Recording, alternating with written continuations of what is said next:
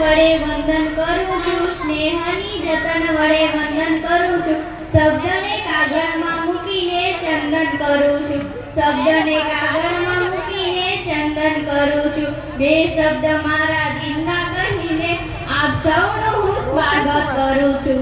આજે મને વાત કરવી છે નારીની ખુમારીની, એની તાકાતની, એની સહનશીલતાની, એની પીડાની, જાણે કેટલોય સાક્ષીને અંદરો અંદર મરી ને પણ એક જીવતી નારી. અરે નારીના ઉદાહરણો ગામમાં ગોતવા જવા પડે એમ નથી, એ તો દરેક ઘરે ઘરે મળી જ રહે છે. અને જે નારી પોતાના જીવને જોખમમાં નાખીને નવા જીવને જન્મ આપતી હોય ને, ત્યારે તે હજારો દુઃખો સંતાયેલી હોવા છતાં ઘર આંગણે હાસ્ય મલકાવીને ઊભી રહે ને સાહેબ, તો આના જેવી બીજી કોઈ ખુમારી ના હોય.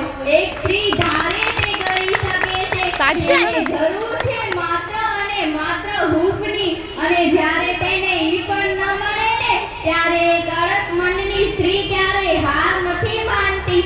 બસ આજ છે નારીની ખુમારી.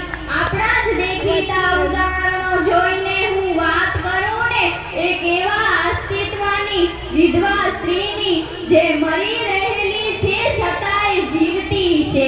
બાળકના ખર્ચા, પ્રેમ, સપના સમાજમાં સંભાળીને રહેવું, સમય પ્રસંગ સાચવવા, જાણે કેટલું ઈગલા હાથે રસ્તા મોઢે કરી નાખે છે. લોકોનું કહેવું છે કે સ્ત્રી એક વેલા જેવી છે, નબળા છોડ જેવી છે, જેનો આધાર આપવા માટે પુરુષ જ જોઈએ. પરંતુ એવું નથી. તમે વિધવા સ્ત્રીની જ કુમારી જોઈ લ્યો ને, જે એકલા હાથે જ બાળક અને ઘરને સાચવી જાણે છે.